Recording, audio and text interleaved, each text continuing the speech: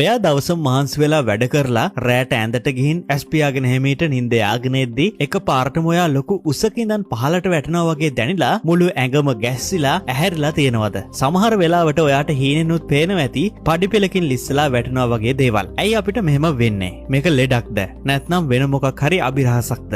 අද අපි මේ ගැන විද්‍යාත්මකව කතා කරලා බලමු. වීඩියෝ එක අවසන් වෙනකල්ම රැඳිලා ඉන්න කියලා ආරාධනා කරනවා. මුලින්ම බලමු මේකට විද්‍යාවේදී කියන්නේ මොකක්ද කියලා. මේ විදිහට නින්දට වැටීගෙන එද්දී එකපාරටම ඇඟ ගැස්සෙන තත්ත්වයට වෛද්‍ය විද්‍යාවේදී කියන්නේ හයිපෙනික් ජේක් එහෙමත් නැත්නම් ස්ලීප් ස්ටාර්ට්ස් කියලා. මේක කිසිම විදිහකින් ලෙඩක්වත් භයානක තත්ත්වයක්වත් නෙවෙයි. ලෝකේ ඉන්න මිනිසුන්ගෙන් 70%කට වඩා මේ අත්දැකීම විඳලා තියෙනවා. මේක වෙන්නේ අපි ඇහැරලා ඉන්න තත්ත්වයේ ඉඳන් නිින්ද කියන තත්ත්වයට මාරු වෙන වෙලාවෙදී. ඒ කියන්නේ අපේ මොළය අවදියෙන් ඉන්න එක නතර කරලා නිදා ගන්න ලෑස්ති වෙනකොට තමයි මේ ගැස්සීම ඇති වෙන්නේ. හරි. එහෙනම් ඇයි එහෙම ගැස්සෙන්නේ? මේකට ප්‍රධානතම හේතුව විදිහට විද්‍යාඥයන් කියන්නේ අපේ මොළය විසින් සිද්ධ කරන වර්ධවා වටහා ගැනීමක් විදිහටයි. අපි නිදා ගන්න යද්දී අපේ ඇඟේ වෙනස්කම් ගොඩක් සිද්ධ වෙනවා. අපේ හුස්ම ගැනීමේ වේගය අඩු වෙනවා, හදවත ගැහෙන වේගය අඩු වෙනවා වගේම අපේ ඇඟේ තියෙන සියලුම මාංශ පේශි ලිහිල් වෙන්න පටන් ගන්නවා. හැබැයි සමහර දවස්වලට අපි ගොඩක් මහන්සි වෙලා හරි නිදිමතේ හරි හිටියොත් ඇඳට වැටුණු ගමන් ඊටමත් වේගයෙන් මේ මාංශ පේශි ලිහිල් වෙනවා. අන්න ඒ වෙලාවට අපේ මොළය ටිකක් කලබල වෙනවා. මොළයට තේරෙන්නේ නැහැ අපි නිදා ගන්නයි හදන්නේ කියලා. මොළය හිතන්නේ අපේ ඇඟේ පාලනය ගිලිහිලා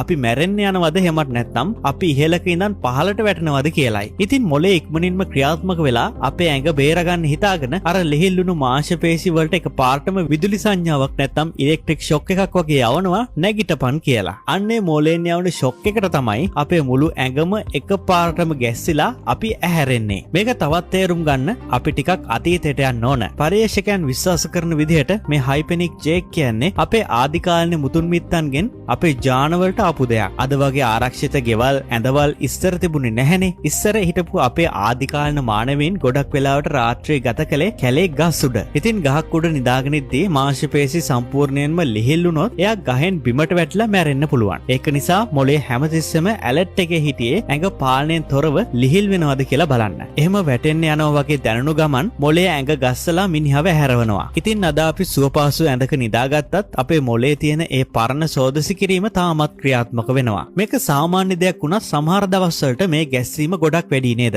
ඒකටත් හේතු තියෙනවා. පළවෙනි කාරණය තමයි මානසික ආතතිය සහ කාංසාව. ඔයා දවස පුරාම ලොකු ටෙන්ෂන් එකක ස්ට්‍රෙස් එකක හිටියා නම් මොළයට නිදා ගන්න එක ලේසි නැහැ. එතකොට මේ ගැස්සීම වැඩි. දෙවෙනි කාරණය තමයි කැෆේන් පානය කිරීම. රැයට නිදා ගන්න කලින් ගොඩක් කෝපි බිව්වොත් මොළය අවදියෙන් ඉන්න උත්සාහ කරන නිසා මේක සිද්ධ වෙන්න පුළුවන්. තුන්වෙනි කාරණය තමයි නිදි මැරීම. ඔයාට දවස් ගණන